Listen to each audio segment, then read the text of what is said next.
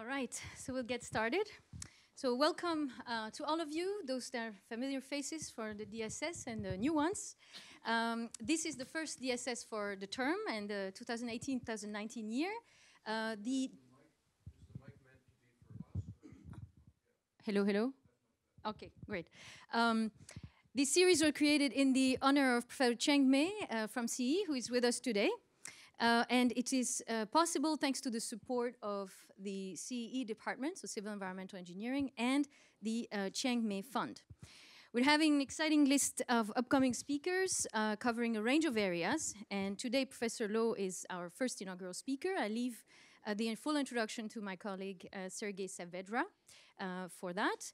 And just to give you a few snapshots of some of the speakers that are upcoming, we're going to have Professor Andrea Prosperetti, Sébastien Candel for École Centrale and the French Academy of Science, and Samer Madanat from NYU and UC Berkeley, Anne Karagosian from UCLA, and a few more that are upcoming with confirmations. So if you are interested, please stay tuned and consult our website, dss.mit.edu. I just wrote it down over there. And now for the introduction of today's speaker, I leave that to my colleague, Sergei Saavedra. Thank you, Lydia. So, well, it's a great honor to have today Andrew Lo as our first speaker. Andrew is an economist by training. He got his PhD degree in Harvard University, and then he joined MIT in 1988. He's now the Charles and Susan Harris Professor at the MIT Sloan School of Management, Director of the MIT Laboratory for Financial Engineering, Principal Investigator at the MIT Computer Science and Artificial Intelligence Laboratory, an affiliated faculty member of the MIT Department of Electrical Engineering and Computer Science. He's also an external faculty of the Santa Fe Institute and a research associate of the National Bureau of Economic Research. He's a recipient of many different awards. He has been once named by Times one of the 100 most influential people in the world. And I think it's fair to say that Andrew has established a paradigm shift in terms of economics. So first we were thinking about invisible hand, then rational man, then behavioral economics, and then now we have environmental or behavioral economics that in which one can paraphrase Dobzhansky saying like nothing makes sense in biology except in the light of evolution. I think one can say that nothing makes sense in economics except in the light of environmental factors and behavioral patterns. So without further ado, please welcome Andrew Lo.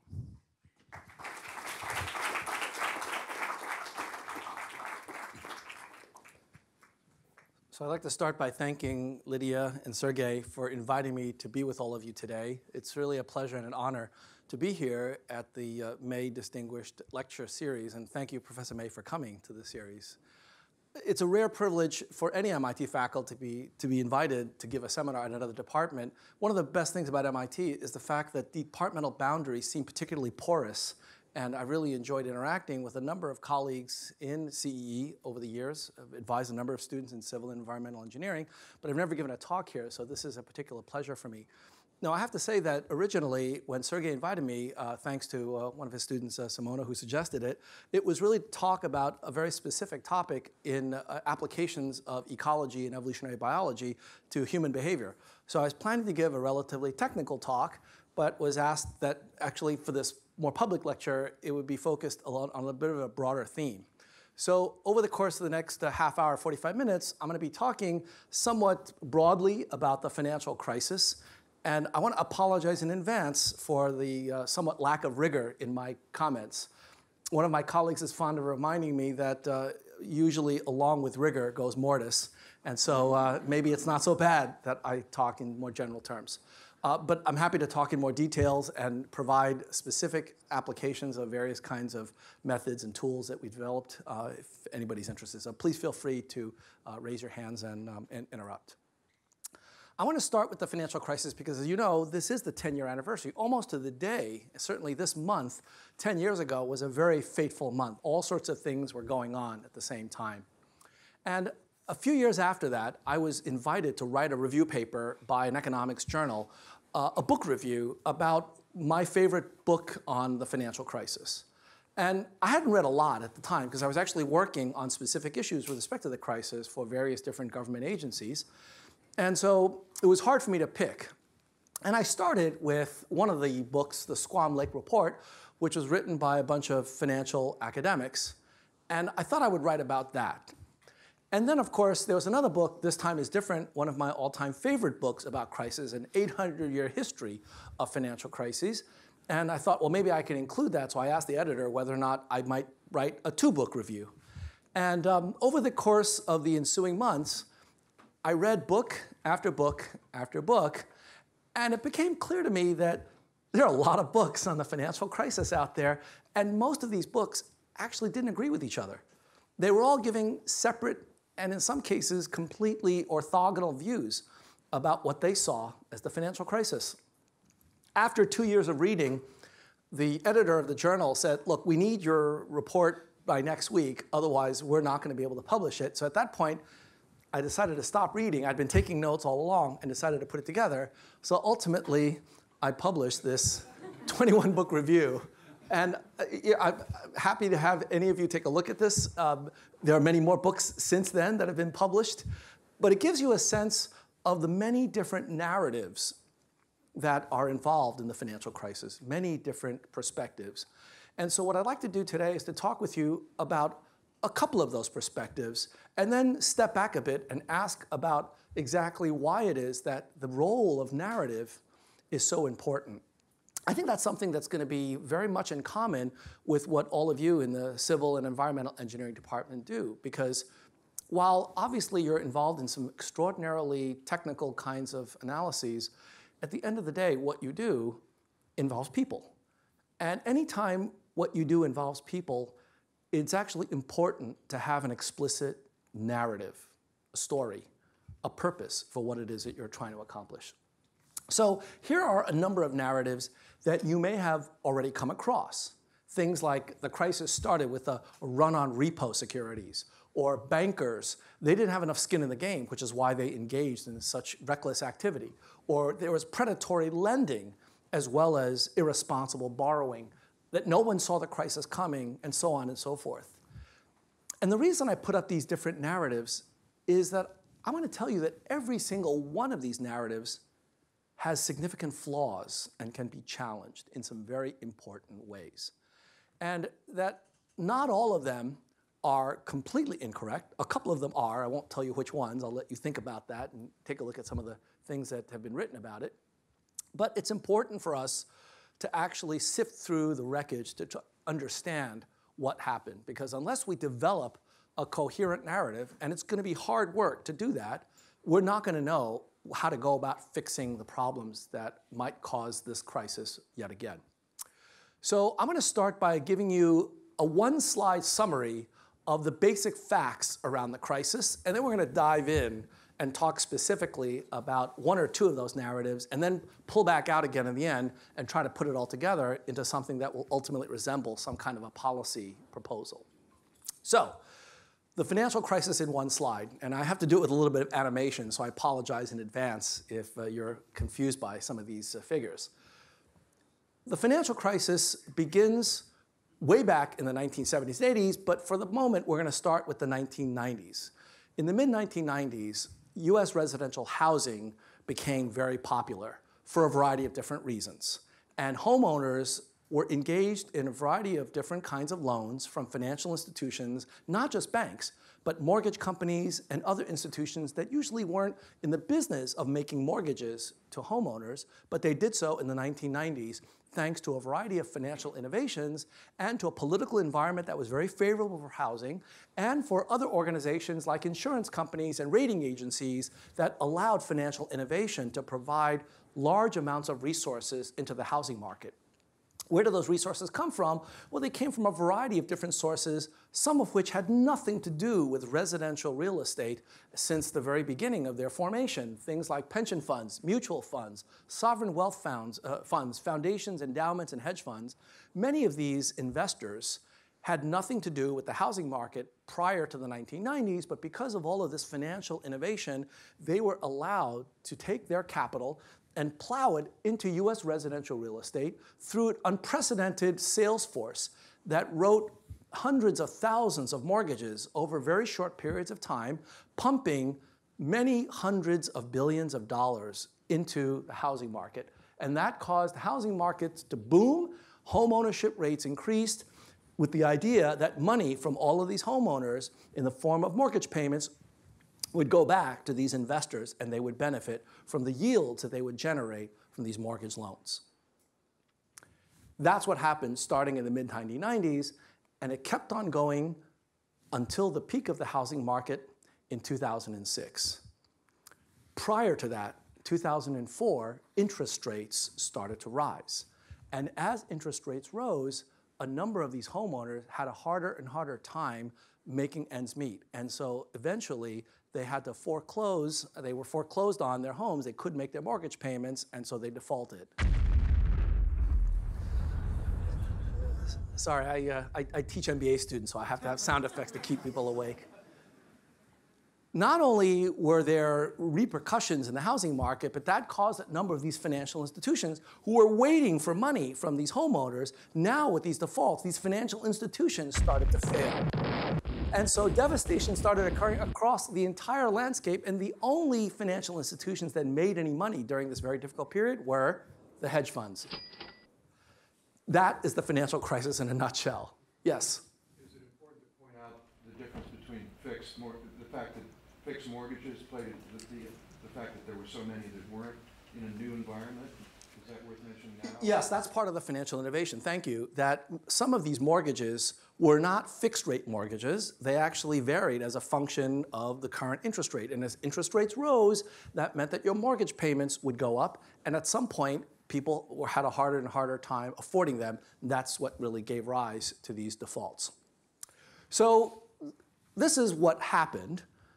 And the question that we want to turn to is, how did this happen? This unprecedented growth in housing and the financial innovations that facilitated it, that ultimately caused a number of financial institutions to go under and require government intervention. How did this happen? Well, again, there are many narratives, but what I'd like to do is to tell you about one specific narrative. And to do that, I'd like you to put all of your biases aside. I'd like you to stop worrying about who is at fault and who we need to put in jail and so on, because there's a lot of finger pointing that's been going on over the course of the last decade. I want to focus on a purely theoretical and abstract scenario where everybody is totally ethical, honest, honorable, and what we're trying to do is to manage a very large and complex system. And in that particular environment, I want to show you that there's a remarkable new source of systemic risk. Not to say that there wasn't bad behavior. I'll get back to that later on. But I'm asking you to eliminate any bad behavior to start with. And what I'm going to show you is that even without that bad behavior, there's some really scary stuff going on in our economy. So I want to tell you about this new systemic risk that I liken to a kind of a combination therapy. You've, I'm sure, all heard of certain drugs that work pretty poorly by themselves, but when you put them together in combination, they work fantastically well, like the HIV cocktail, AIDS cocktail, right? 5 antiretroviral therapies that individually are not very good, but together they basically save lives. Well, there's the opposite phenomenon that I'm sure you've also heard of. Drugs that by themselves are very effective, but when you put them together, they are deadly. A case in point is the famous Hollywood movie star Heath Ledger, who was on 3 different medications, each of which had a very important and useful, legitimate purpose. But one evening, he took all 3 of them at the same time and never woke up. Well, I want to give you an example of an economic therapy that is just like that. I'm going to give you an example of 3 things that by themselves are not only benign, but are actually laudable. They're actually positive developments in any given economy. But when all 3 of them happen at the same time, there's real serious problems. So the 3 conditions that I'm going to refer to as the refinancing ratchet effect is this. The first condition is rising home prices. Second condition, falling interest rates. And the third condition is easy refinancing. I'm going to show you that with those three conditions happening at the very same time, home prices going up, interest rates going down, and easy access to refinancing your mortgages, that's a recipe for absolute disaster. And if you have a government that is actually encouraging people to buy homes, that's going to make the disaster even bigger. So let me just describe to you how that works. First of all, I'm going to show you that interest rates between the 1990s and the mid-2000s, interest rates were going down. We know that. So here's a graph of interest rates from the 1970s all the way to the present. And you can see that really bad period in the 1970s and 80s with huge inflation. But the period that I want you to focus on is this slice right over here, mid-1990s to 2005, 2006. During that period, interest rates were going down.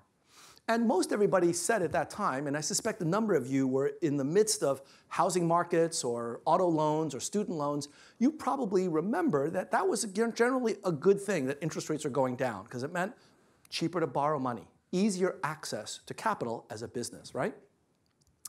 Refinancing. Well, we all know that banks usually provided refinancing, but in the 1990s, something changed. What changed was different financial institutions started providing refinancing. And not necessarily directly, but helping you to figure out what the cheapest source of refinancing is. So here's an example. I don't know how many of you have heard of the website LendingTree. Some of you may have used it. LendingTree is not a bank, not a mortgage company. It's a website that provides information on which brokers and banks out there can provide you with the very best deal for either a home mortgage or refinancing. And on their website, the #1 button that you can click on the left right here is home refinancing. So if you've already got a mortgage and you want to change that mortgage, then this is the button you want to press. Turns out that LendingTree was incredibly successful. They got started, right around 1996, and they decided to do an IPO in 1999 and 2000, right around that time when the tech bubble burst. They were a tech company. And despite the fact that the tech bubble did burst in 2000, they actually did just fine and continue to this day providing consumers with great sources of information about how to get their home refinanced or how to get a first mortgage. So this is the second development. Refinancing becomes much more efficient, much easier. Needless to say, also cheaper. You've heard the phrase, no points, no closing costs. For those of you who are undergraduates or grad students, you may not know what that means. The bottom line is that if you want to get a mortgage or you want to do a refinancing, that phrase, no points, no closing costs, means it's cheaper for you to do it. It's easier for you to do it. So that's the second thing that happened. The third thing that happened was politicians got into the mix. And in particular, at the time, 1995, President Clinton launched this effort to increase home ownership in the United States. He put out a plan titled the National Homeownership Strategy, Partners in the American Dream. Sounds wonderful, right? It was wonderful.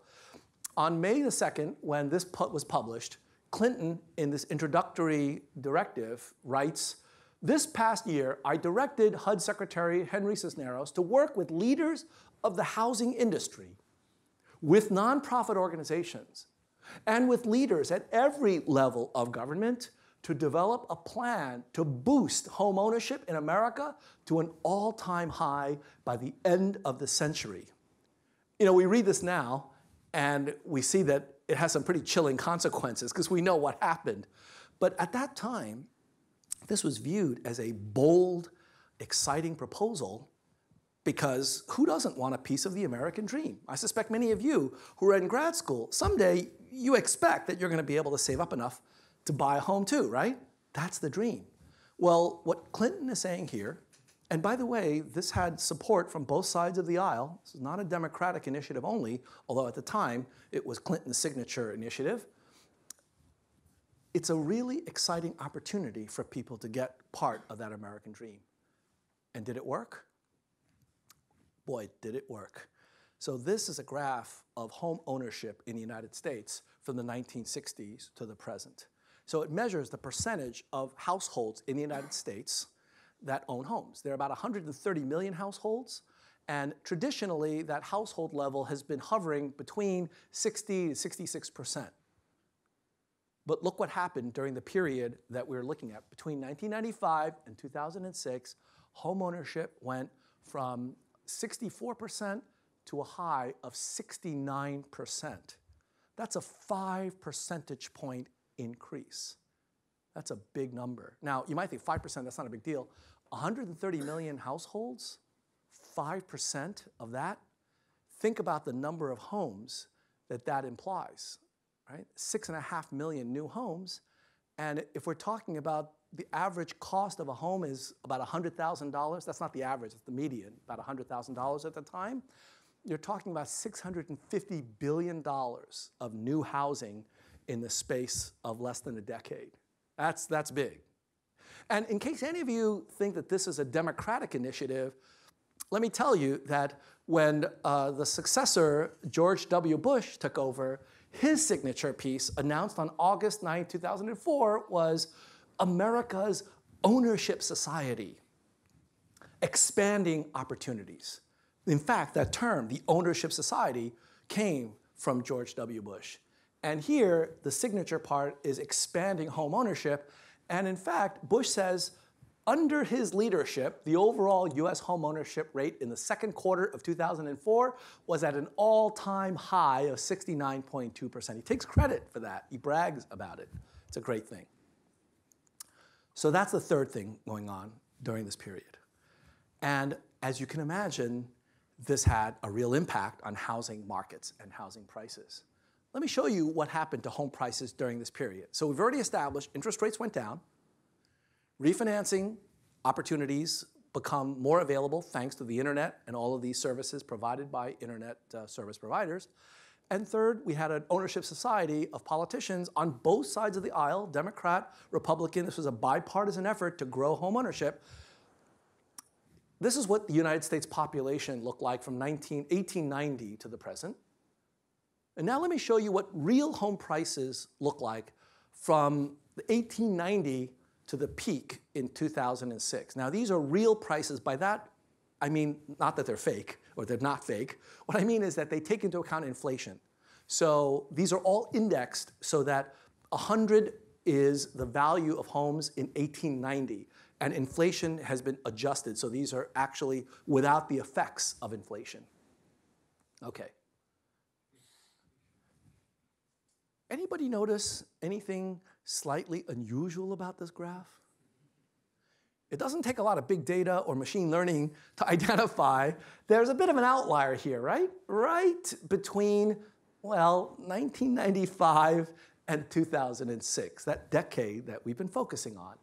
In fact, if you look at the appreciation from 112, which is hovering over around 100 over the course of about a 5-decade period, it goes from 112 in 1996 to 195. That's a 75% increase in the value of homes.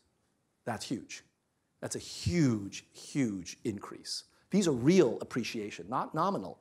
This has inflation already subtracted out of it. So now, why is that important? Why are these trends important? In order for you to understand the scariness of this, I need to tell you a little bit about how mortgages work. And I apologize in advance for those of you who already understand this, which is anybody who's a homeowner. But I know there are a number of students here who are not yet homeowners. So I'm going to prepare you for homeownership by telling you about how mortgages work.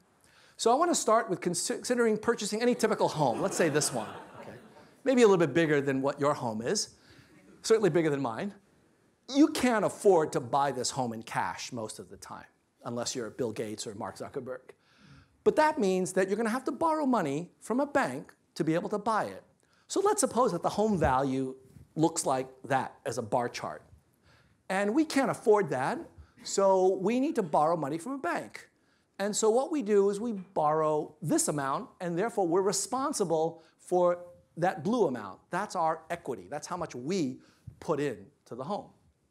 So if you buy a home for $100,000, which is to say you're not living anywhere near here, if you buy a home for $100,000, you might not have $100,000 right out of grad school or after your PhD. So you might want to spend maybe, I don't know, $10,000 savings from your parents and grandparents. And you have to borrow the rest, which is $90,000, okay? So typically, we have a term to express this situation, and it's known as the loan-to-value ratio. So this is the mortgage. This is how much you borrow from a bank or a mortgage company. This is your equity, the amount of money you've put into the home. And so the ratio of the loan to the total value is an expression of the riskiness of this particular financial situation. In the case that I just gave you, if you put in $10,000, you spend $100,000 on the house, you borrow 90, your loan-to-value ratio is 0.9 or 90%. And that's actually pretty good, pretty conservative. The higher the number is, the more risky it is from the bank's perspective because the less equity you've put into the deal.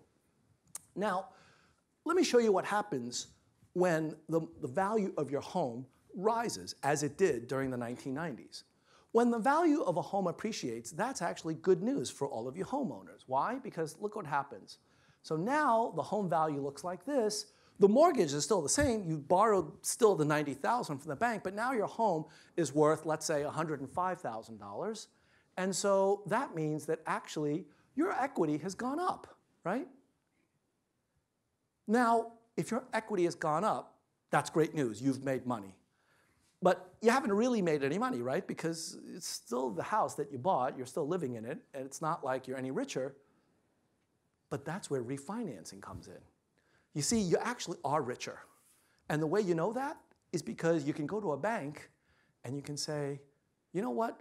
I'd like to get rid of my old mortgage and I'd like to get a new mortgage. And what I'd like to do is I'd like to take some money out of my house because, you know, I've made extra money here. And so what I want to do is, because my loan-to-value ratio has gone down, it's less risky. It was at 90, now maybe it's at 85 or something. I'd like to be able to borrow more of a mortgage and take that slice of equity out. And so if I want to do that, I can refinance this piece, let's say, and take it out as cash. And what do I do with it? Well, I could buy a car, take a great vacation. I can spend it. Now, it's true, I've got a bigger mortgage, but that's okay because the LTV, it's gone up back to 90%. You know, it started at 90, went down, and now I'm going to bring it back up to 90, more expensive house, bigger loan, maybe even slightly bigger payments, but it's spread out over 30 years. And what happens if at some point I can't afford to pay that? Well, I can sell the house. As long as home prices are appreciating, I can either sell the house or I can do it again. I can refinance. So it's great, right? This works out really well until home prices go down. What happens if home prices depreciate? Well, then it's not quite as happy a situation. If the home price goes down, then I've actually lost money because I still owe the same to the bank, but now the amount of equity that I have has declined. The bank gets its money, but whatever's left over is mine, and that just went down. And if it turns out that, so the loan-to-value ratio is going to go up, not as attractive, and if the home goes below the value of the mortgage, then not only have I wiped out my equity, but now the bank is facing a loss, and the loan-to-value ratio is greater than 1. That's bad news. And so this is a problem. The lender has now lost money. It's not just my money that has gotten eaten away. The bank now is actually underwater, and that's a problem. So what happens if all home prices appreciate at the same time across all of these 50 United States? If all home prices all go up at the same time, we can all take money out of our homes, and at the same time, we can all spend that money in, having vacations and nice cars, and guess what? The economy booms. business is terrific for the entire country and, in fact, for the world, because we buy goods from other countries. So as housing markets go up, as interest rates fall, and as you have refinancing, each of which is a wonderful thing, we get to grow our economy, and everybody is having a great time. It's a party. But now, and so that's exactly what explains this party. You have incredible growth in housing prices, and during that period of time, we took money out of these various different increased equity values, and we spent it. Now, if you put it back in the home, you might think, like if you redo your kitchen or you add on a second bedroom to the first floor, you're increasing the value of both your home as well as the bank's collateral. But it turns out that many people engage in what's called cash-out refinancing. Get a loan, bring the LTV back up, take the money out, and spend it. And so the money obviously is therefore gone. The problem comes when these prices get to such a high point that eventually they come back down. What happens when home prices all decline at the same time? Well, if they do, as they did starting around 2006 and afterwards, then you have massive problems throughout the entire economy, because it's not just one or two homes that are under, it is homes across the entire United States, and now very large financial institutions that have lent money to these homeowners. They're the ones that are going to be losing, and that's exactly what happened 10 years ago. We had all of these losses as home prices eventually came down. Now, it turns out that residential mortgages have a particular feature that make this decline very, very difficult to deal with. And let me tell you what that feature is. Does anybody here have a margin account for buying a stock? So for example, if you want to buy $1,000 of Microsoft, but you only have $500, you can go to a broker and put down your $500, and they'll give you $1,000 of Microsoft shares. Anybody do that? Anybody know how to do that? Okay, so a few of you, not many of you. It turns out you can do that very easily. You can get that kind of leverage. But if Microsoft goes down to, let's say, $800, then you're going to be asked to sell off a few shares or deposit more money so that your loan-to-value ratio, in the case of Microsoft, is at a fixed level. It turns out that in housing, we can't do that. So in other words, if you borrowed $90,000, you bought your $100,000 home, and now the value of your home goes down to $95,000, there's no way for you to reduce the value of your home. You can't sell off a kitchen or 3 bathrooms and half a garage. There's no way for you to unwind your trade, so you're stuck. This is why we call this a ratchet effect. During good times, you can increase your LTV, take out more money for your cash-out refinancing and spend it. But when prices start coming down, there's no way for you to reduce the amount of leverage. You can't sell off part of your home. It turns out that in commercial real estate, like an office building, you can do that. How? You issue equity to various different shareholders that can buy pieces of a building. There's no way to do that in residential housing. And what makes it even worse, or better, depending on your point of view, it turns out that in a number of states, home mortgages are non-recourse, meaning that if you can't pay your mortgage, and if the value of the home gets so low that it's no longer worth it for you to pay back the mortgage, you can simply put your key in the front door, move out, and leave. And the mortgage company cannot go after your assets. For example, if you have a nice car, they cannot garnish your wages. They can't go after any of your other homes. They basically have to live with it. So what that means is that a number of mortgages, implicit in those mortgage contracts, is a guarantee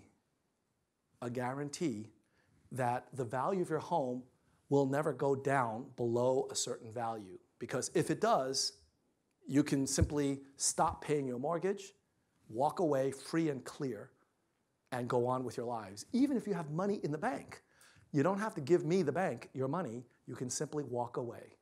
That guarantee, it turns out that you can value that. And in a paper that I co-authored with Amir Kandani and Bob Merton in 2013, we used some statistical analysis and simulations to simply calculate for the given stock of housing that's in the United States at that point in time, what is the value of the guarantee? What would happen if everybody decided all at once they were going to walk away from their mortgages? And it's a function of housing prices, of course. What we discovered was in the fourth quarter of 2008, 10 years ago, right now, the value of that guarantee was approximately $1.5 trillion. In other words, financial institutions were at risk at that time of losing $1.5 trillion if people just walked away. And it turns out that actually a number of them did walk away, and the losses, I don't know if anybody's done a final tally of the losses, but we're talking about order of magnitude somewhere between $500 billion to $1 trillion of loss. So we're talking big numbers. And so what does this all mean for home prices? Well, it means that at some point, when things start getting bad, financial institutions are going to have a hard time. And this is how bad it got. Within the space of just a few years, housing prices declined by about 1/3. And that was a huge shock to the financial system. And that's where we saw various different financial institutions going under. Now, we talk about the perfect financial storm, and I don't want to minimize the impact of a tsunami, something that clearly people here in this department study all the time. We've just had a terrible incident in Indonesia where a number of people were killed by this. Well, this is the equivalent of a financial tsunami because all of the various different pieces created huge pressure on these financial institutions, and they ultimately lost out. The difference, of course, is that with a tsunami, that's a natural disaster, whereas this perfect financial storm I'm referring to is really a result of human design. Is there a particular reason why you're leaving out the pooling the mortgages and selling them? That's the way the banks were supposedly laying off the risk and avoiding the very tsunami scenario you're creating. Just a matter of time and the focus that I want to have. The banks certainly played a role. I described the financial innovations that ultimately allowed all of this money to come in. It's just that I want to focus on a broader set of issues, and I'm going to get to that right now. So the bottom line is that this perfect financial storm hit 10 years ago, and a number of financial institutions got wiped out, including Lehman Brothers this month, 10 years ago, wiped out. Lehman Brothers was an institution that was founded before the American Civil War. They were around for hundreds of years, and they were brought down by this incredible financial tsunami. So we talked about how it happened, but I haven't talked about why it happened. And this is a more complex set of narratives. In order to answer the question, we have to start by asking who benefited from this trio of trends. As I said, each of these trends by themselves is perfectly legitimate and not only benign, but quite beneficial to pretty much everybody concerned. Lower interest rates, higher home prices, easier access to refinancing, the ownership society, what could be better? If you go down the list alphabetically and list the people that actually benefited from these three trends, well, the bottom line is everybody benefited on the way up, not so much on the way down. Tremendous amounts of pain and dislocation, but certainly on the way up, lots of people benefited. A rising tide lifts all boats, and as a result, the crisis grew to such epic proportion because of these kinds of incentives. Now, this has happened before. This is not new. And the book that I mentioned at the very beginning by Reinhardt and Rogoff, This Time is Different, documents just within the last few decades 5 major banking crises of this sort. And the common themes are all there. Large capital inflows from other countries, large amount of public debt, high debt to GDP ratio, rising housing and stock markets, and financial liberalization. all of those characteristics were present in the 1970s, 80s, and 90s. And so I want to turn to this main theme now, which is human behavior, because while all of these different narratives have some different perspectives, there is one common denominator, and that's what we share with civil and environmental engineering: people. People are actually part of the story.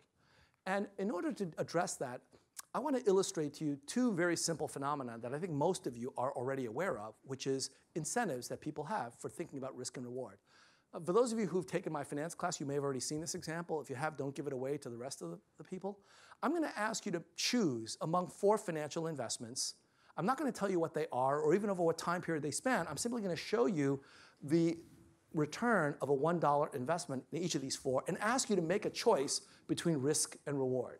So these are the 4 investments. They clearly have very different trade-offs. The green line turns $1 into about $2, but not very interesting in terms of volatility.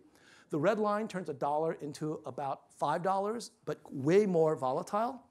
The blue line is even more volatile, but more rewarding, turns $1 into $8. And the black line is somewhere in between. $1 turns into $7.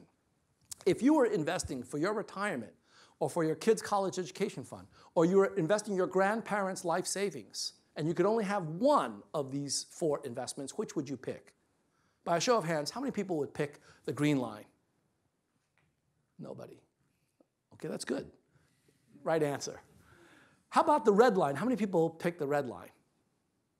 1 or 2 or 3, 4? Not many. I want you to remember this moment, because when I tell you what that asset is, a number of you are going to have some rethinking to do, okay? The blue line, how many people want the blue line? Way more volatile. I noticed the younger members of this audience pick that, yes. Okay, the hedge fund managers. And finally, the black line, how many people pick that? Yeah, by far the most popular choice. Why? Because it seems to have the best trade-off between risk and reward, right? It's not the most rewarding, but it certainly seems much smoother, not nearly the crazy ups and downs of some of the others. Let me tell you what these are. First of all, the time period is from 1990 to 2008. And the green line, let me start with that. That's US Treasury bills. Safest asset in the world, but not very interesting. So if you put that investment on at 2008, you would have had pretty much no return. So it's not a great asset. It's good for safety, but not really good for building retirement wealth. The red line is the S&P 500. I suspect that many of you who are working here at MIT, you already have that in your 401k plan. So if you didn't raise your hand, you've got some rethinking to do. And by the way, you would have done very well had you put your money in the S&P. The blue line is a single stock Pfizer, very, very volatile drug company, but you would have done way better if you had taken on that risk, right? And what about the black line, which is the most popular risk-reward trade-off? Well, the black line is the returns to a fund called Fairfield Century. This is a private investment vehicle that was the feeder fund for the Bernie Madoff Ponzi scheme, which is why I had to stop it in 2008. That's when it blew up. Now you know how the Ponzi scheme got so big. Human nature draws us to high return, low risk assets. And it's actually even more complicated than that. Through a couple of other academic studies, what we found is that investors actually flock to these high Sharpe ratio assets as a matter of instinct. So Sharpe ratio is the excess return above that risk-free rate, the excess return divided by the standard deviation of return, the risk. So the high reward to risk ratio investments are what people like. Pfizer has a 0.34 Sharpe ratio. The S&P is 0.33. Madoff is 3. It's an order of magnitude bigger. It's not real, but that's what draws us. And so one aspect of human nature is we are drawn to these high-yielding, low-risk assets. And there's more academic evidence to show that not only are we drawn to these assets, but we are responding dynamically to these risks. We adjust our risk-taking in order to reflect that Sharpe ratio. So the bottom line is that life is filled with different kinds of risks. We're always optimizing, looking for those high Sharpe ratio investments. And imagine a situation if you've got an investment where the risk goes down for whatever reason. And so therefore, the Sharpe ratio, by definition, shoots up. When you look at that, you say, wow, that's got a really great Sharpe ratio. I want more of that. The problem is that if the risk decline isn't real, if it's just your perception of risk, then effectively you're taking more risk than you really are ready for. And when the inevitable event occurs that you lose money, you're shocked, and that shock causes you to pull back. What this does is give us a kind of a pendulum of human behavior, where during good times, we take on more and more risk, like that ratchet effect. We ratchet up our leverage, and during bad times, we get shocked and we pull back, and now the pendulum swings back and forth between those two extremes. Now, this is even without any bad behavior, without any irresponsibility, unethical kind of criminal activities, some of which surely went on. But even without it, we actually have these kind of phenomenon. So we actually see that right now with the financial reform. Dodd-Frank is a set of laws that we passed in 2010. It had 390 rules that Congress demanded the various regulators to formulate. And of those 390 rules, these are the progress we've made year by year. The red line indicates rules that we actually haven't formulated and where the deadlines have passed. And these blank areas are where there have been no rules being passed. And where we are today is, of the 390 rules, there's something like 117 of them that we have not yet formulated. And over the course of the last even few months, there's been pushes from Congress to now dismantle certain parts of Dodd-Frank. There are different narratives here as well. One narrative is Dodd-Frank is now officially a dud. Another is that Congress approves the first big Dodd rollback. But if you look at a more conservative institution, the narrative is, no, Dodd-Frank was neither repealed or gutted. Here's what really happened. It means that different parts of it were modified in the standard approach to regulation. Over a period of time, as we feel more comfortable, we're actually able to change our regulations to make them a little bit less strict. How comfortable are we right now? Well, here's the problem, and this is what I'd like to leave you with, is a thought about where we go from here.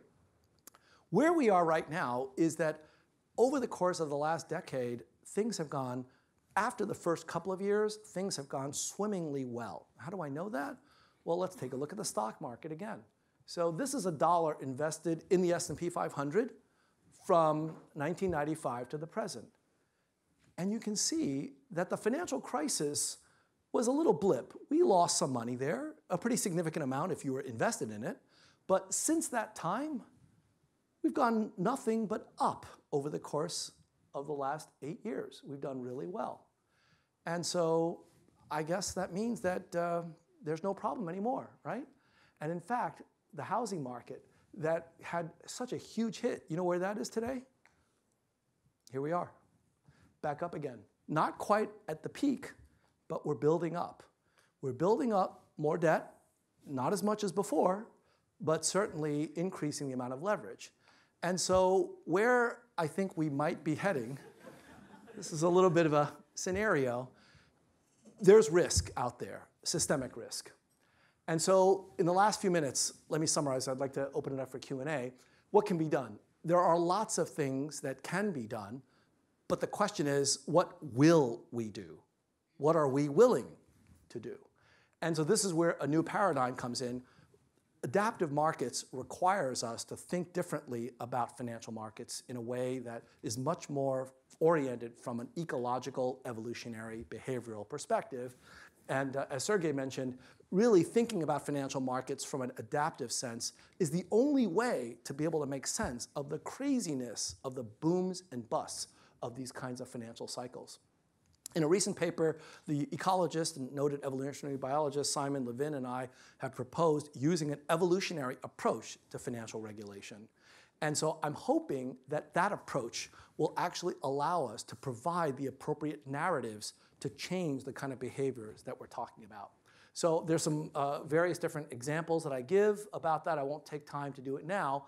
But I want to just conclude by describing why it is that we need all of these tools to provide narrative to the particular parties in our financial ecosystem.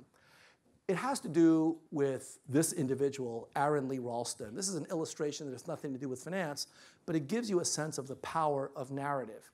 So Ralston was a hiker that was hiking in a remote part of Utah, Blue John Canyon, when he fell down a crevasse and a boulder fell down on top of him, pinned his right arm above the elbow for 127 hours. And you've probably heard about it because of the movie 127 Hours. Well, this is a book that Ralston wrote about this.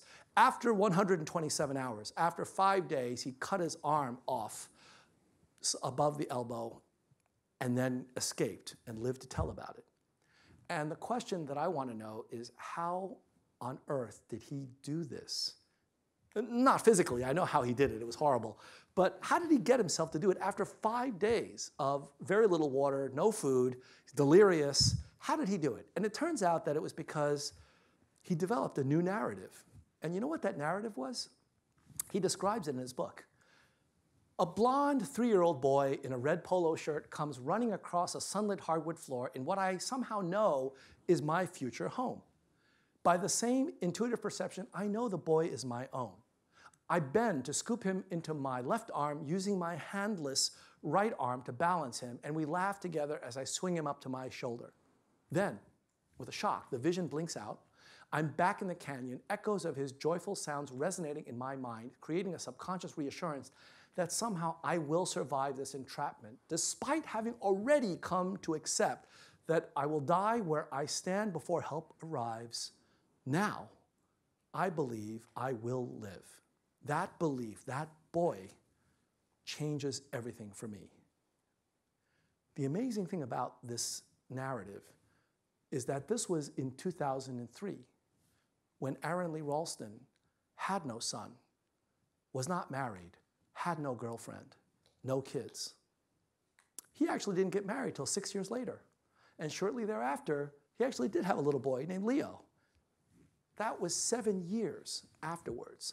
But that narrative was enough to cause him to cut off his right arm. If we want banks and financial institutions to behave better, if we want to be able to prevent these kinds of things from happening again, we can't simply regulate them out of existence. But what we can do is to come up with better narratives to be able to understand how to measure systemic risk and how to begin the process of scaling back on some of these extraordinary risks that we're taking. And we're doing a lot of that here at MIT across lots of different departments. And the hope is that if all of you are interested in how you can get involved, we'd love to be able to interact with you. And the Department of Civil and Environmental Engineering is at the heart of a number of issues that are related to big systemic questions in the financial system. So we'd love to talk with you further about that. All right, thank you very much.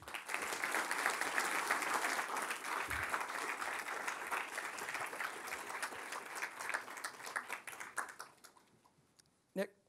This is and isn't related to what you said. I'll let you talk about the issues.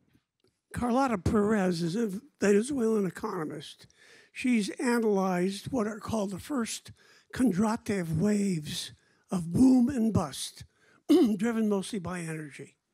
And she is convinced, providing we go green, that this next boom, well, we're at the bottom of the previous bust, but the one fueled by artificial intelligence is going to lead to a next golden age.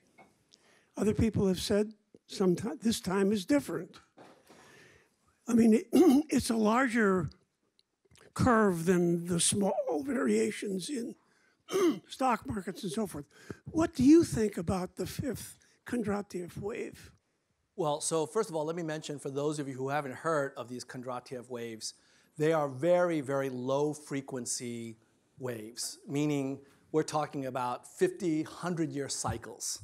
And as those of you who are involved in spectral analysis and signal processing, you probably know that it's actually hard to estimate low frequency phenomenon because by definition we have relatively few cycles, right? Not enough data.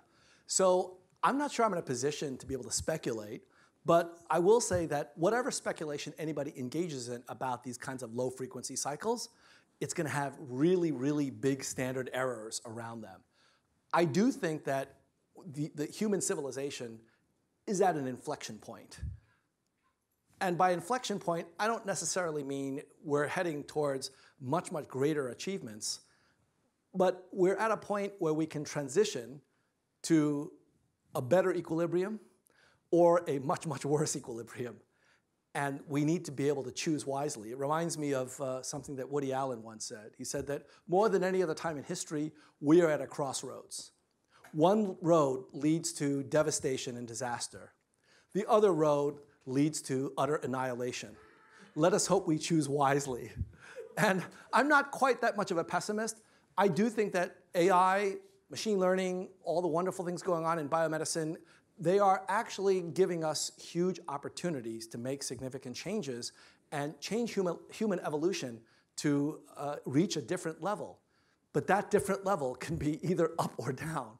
And so where I think we are right now is at a very large point of entropy. And I worry that we're not thinking about it in the right terms. So the Kondratiev cycles is an example of some very important thinking, but I'm also hoping that we think even more broadly about the entire financial system and the broader human system and try to understand the various different points of inflection. Thank you.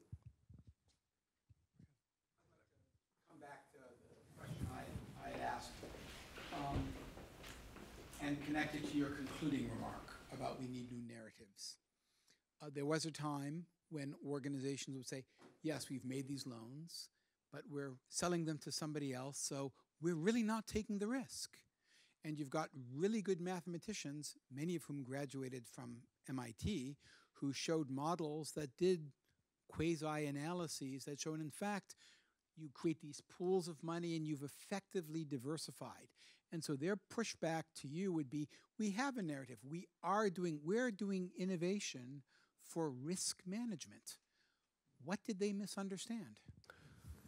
Well, so that's a great question, and let me answer it in two different ways. The first way that I'll answer it is to say that it's not clear that they actually missed anything about the underlying mechanism of loss.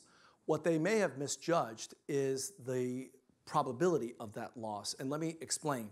So it turns out that around 2004, 2005, there was a study published by one of the investment banks regarding what would happen to the subprime mortgage loan market if and when housing prices would decline nationally. Now, clearly, housing goes up and down at various different locales.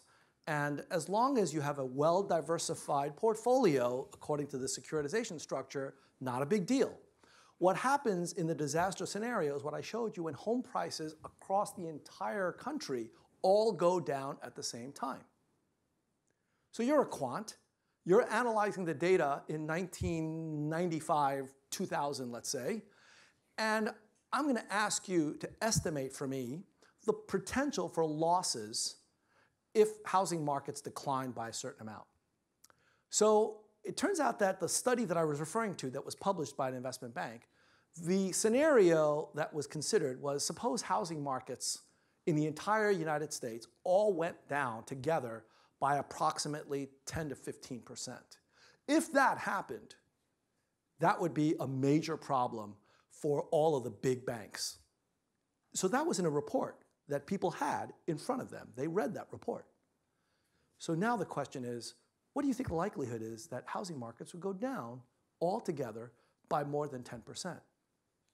Let's take a look at the data.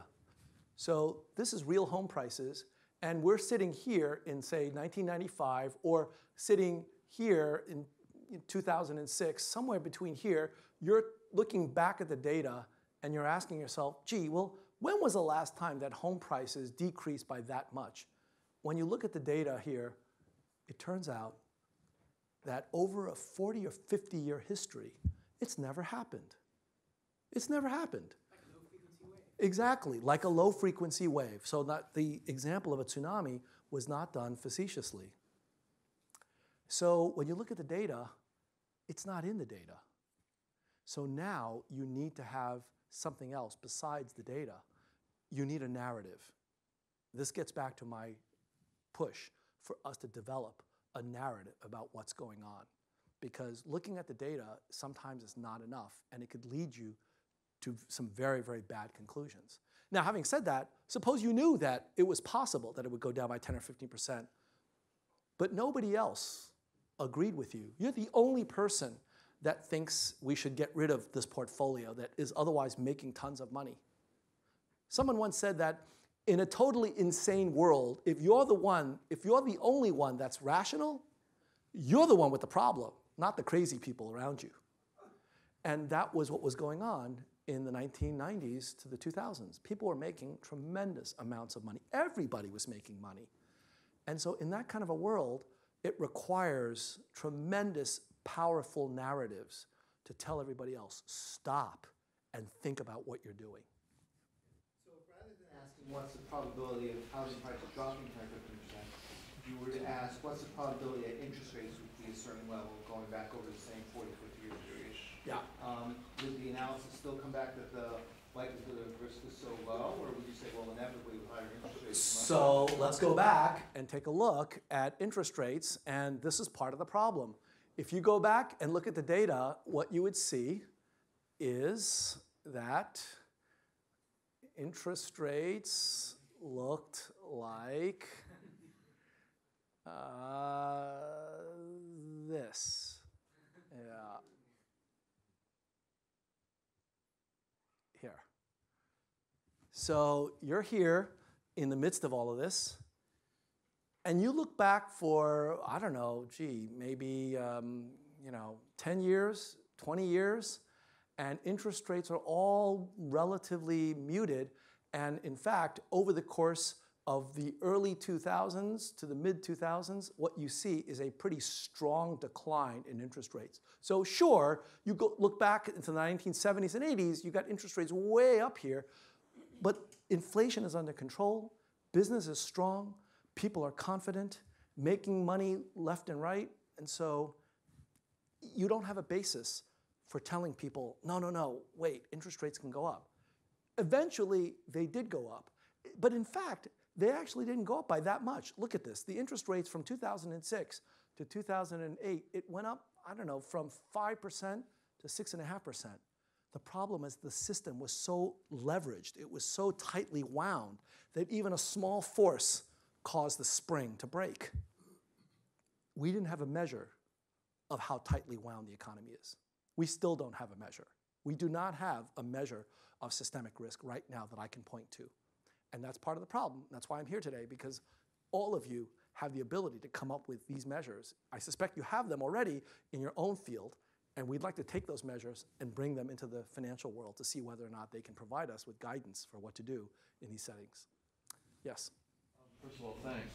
Can you, while I'm asking the question, can you go to the slide that has what can be done? A list of, I'm sorry, it's way at the other end again. Sure. But I'd like to have it sit there for a minute because I'm curious to see what that list is.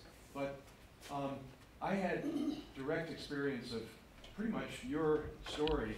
I had direct experience with it here in Cambridge, where everybody on the block where I lived in Cambridgeport were refinancing, there's another acronym, LTV equals what? ATM. People were turning their houses became ATM machines. Right. And most of them were investing in the house. The owner of my building was language challenged, health challenged, and was from what we used to call a third world country.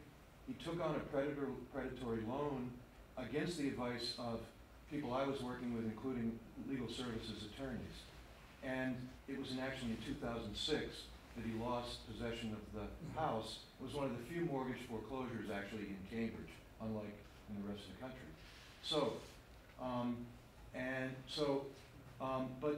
so I want to ask you, from my experience, to dig a little deeper into the political economy, if you will, of this, where you sort of say everybody was benefiting. Yeah. But my view is that not everybody was benefiting, certainly not equally.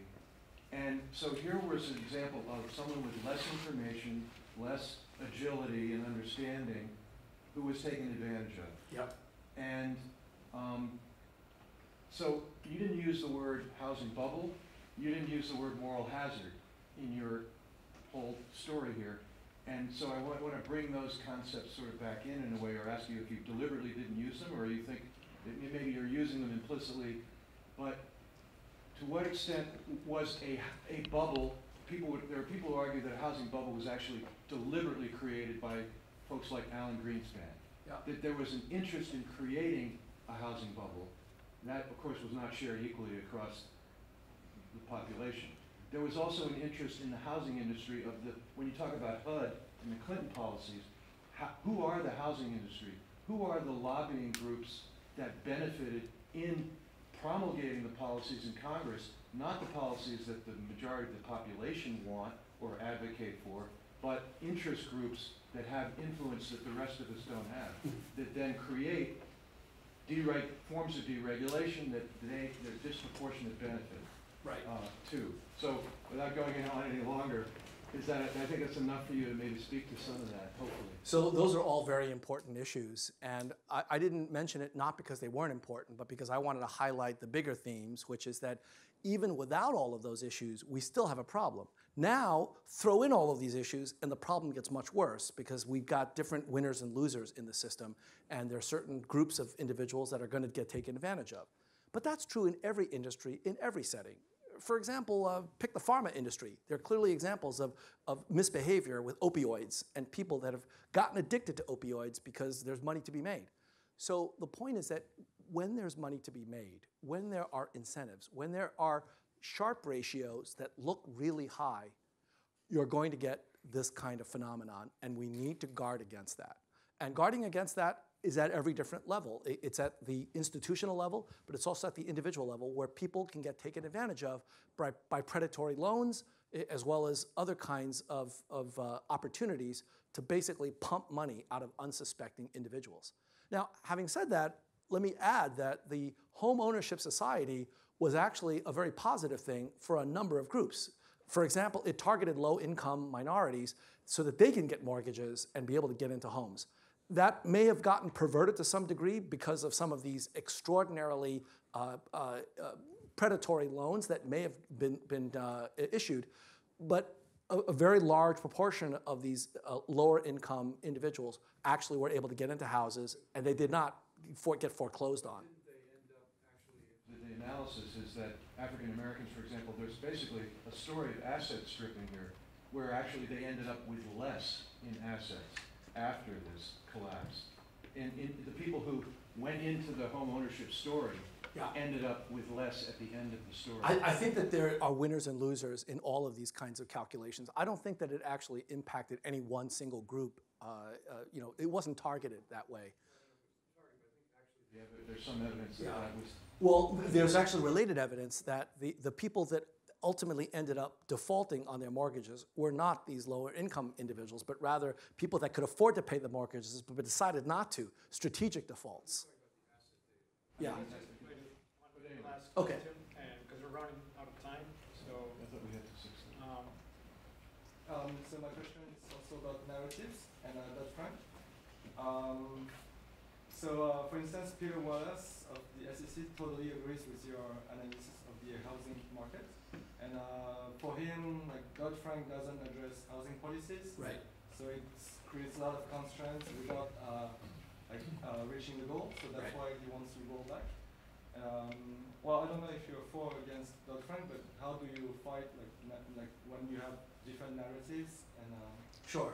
So one of the interesting aspects of the Dodd-Frank Act is that nowhere in the 390 rules was any mention made of Fannie Mae or Freddie Mac. These are two big government institutions that stood at the center of the facilitation of all of these mortgages and repackaging of securities.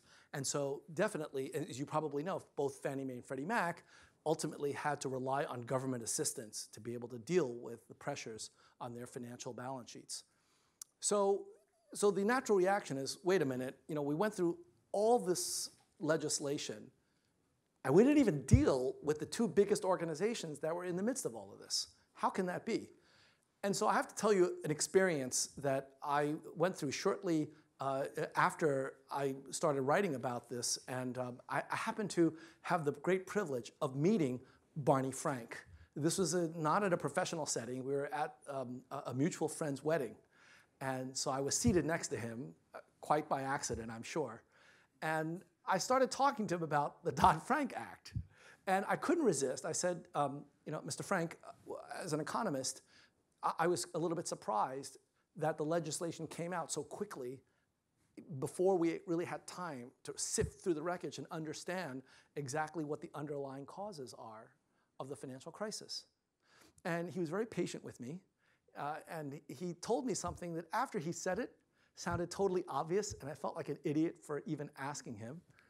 He said, well, legislation works in a very different way than academics.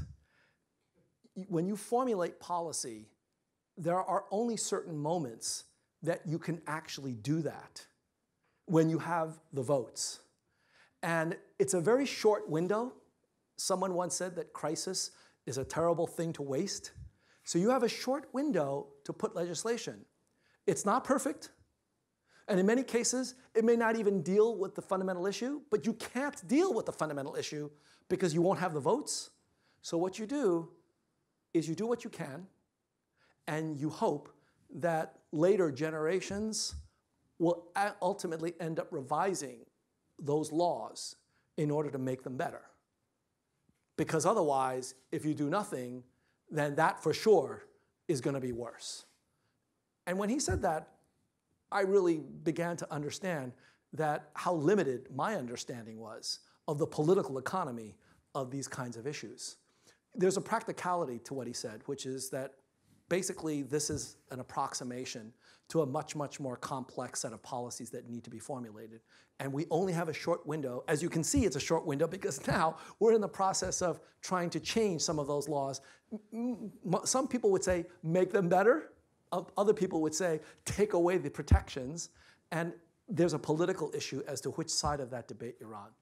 So it is a dynamic process. It is an adaptive process, which is one of the reasons why using this notion of ecological systems can actually be quite important in thinking about how to formulate better regulation.